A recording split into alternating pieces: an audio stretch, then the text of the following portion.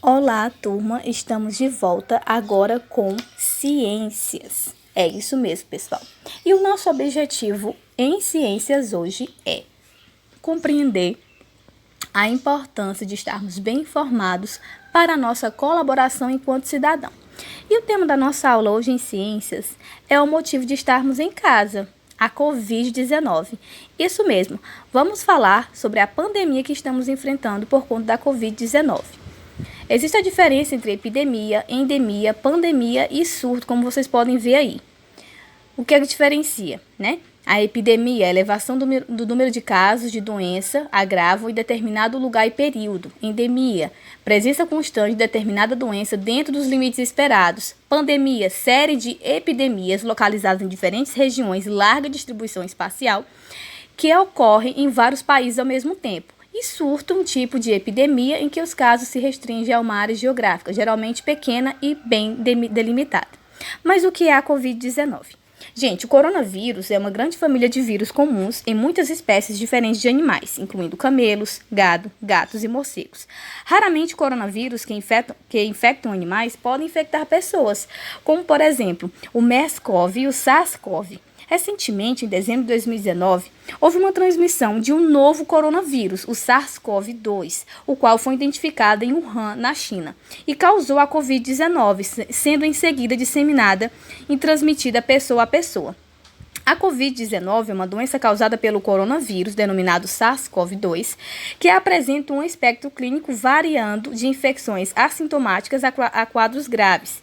De acordo com a Organização Mundial de Saúde, a maioria, cerca de 80% dos pacientes, podem ser assintomáticos ou oligossintomáticos, que possuem poucos sintomas, e aproximadamente 20% dos casos detectados requer atendimento hospitalar por apresentar dificuldade respiratória, dos quais 5% necessitam de suporte ventilatório.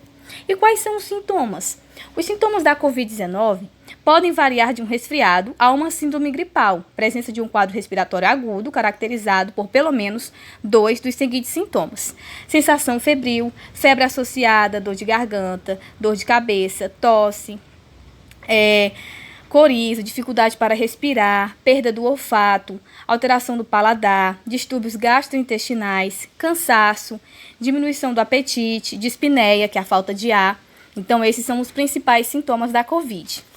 E como é transmitido? A transmissão acontece de uma pessoa doente para outra por contato próximo, por meio de toque do aperto de mão contaminadas, gotículas de saliva, espirro, tosse, catarro, objeto ou superfícies contaminadas, como celulares, mesas, talheres, maçanetas, brinquedos, teclados de computadores, etc. E o diagnóstico, como acontece? Bom, pessoal, existem várias formas de diagnosticar a COVID, né? Tem o diagnóstico clínico, né, que é realizado pelo médico atendente, que deve avaliar a possibilidade da doença, principalmente em pacientes com a associação dos sinais e sintomas, né, que são a febre, sintomas do trato respiratório e outros sintomas consistentes, né, incluindo a falta do olfato, né, do paladar, entre outros mais graves, né. Temos também o diagnóstico clínico epidemiológico, né, o clínico de imagem e outros laboratoriais. E como se proteger?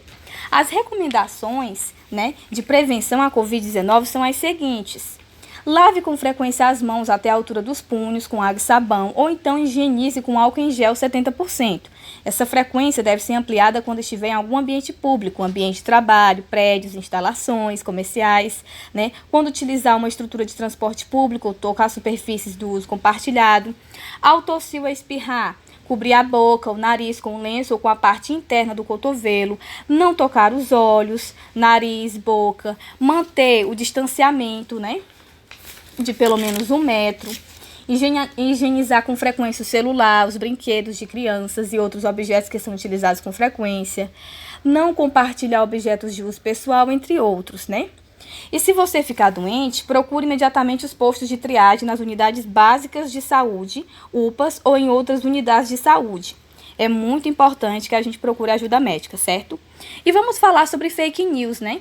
A Covid trouxe muitas fake news, que significa, né, fakes, falso, news, notícias, né? Fake news, notícias falsas. Sabemos que é crime compartilhar notícias falsas, né? Criar, né, notícias falsas também, divulgar. E vamos aqui a algumas fake news, né, que fizeram muito sucesso.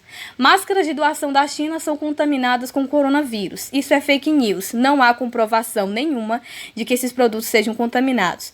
Café previne coronavírus. Também é fake news. Não há exame que comprove isso. Vacina da gripe aumenta risco de adoecer por coronavírus. Outra fake news, né? Isso não traz nenhum risco de adoecimento ou complicações por Covid-19. E vamos aos dados atualizados, né? No último dia 18 de agosto, né? O Ceará, vejamos aí a população, o número de recuperados e o número em acompanhamento. No Brasil, vejamos aí, né? A gente está tendo uma melhora, graças a Deus, mas é muito bom que a gente continue tomando os cuidados devidos, né? E no Brasil, a gente tem um total, né, de mais de 110 mil mortes, né? Temos aí os confirmados, recuperados, né? E agora é a hora de vocês produzirem. Vamos produzir um flipbook mostrando como você percebe o mundo antes, agora e depois da pandemia. Lembrando que o flipbook, ele compõe-se apenas de imagens, não possui escrita. Você vai fazer todo um antes, agora e depois, certo? Você pode levar para a sua visão mais individual, para a sua visão mais coletiva, em relação à sociedade, enfim. Use sua criatividade, tá bom? Estou aguardando seu retorno. Beijos com máscaras.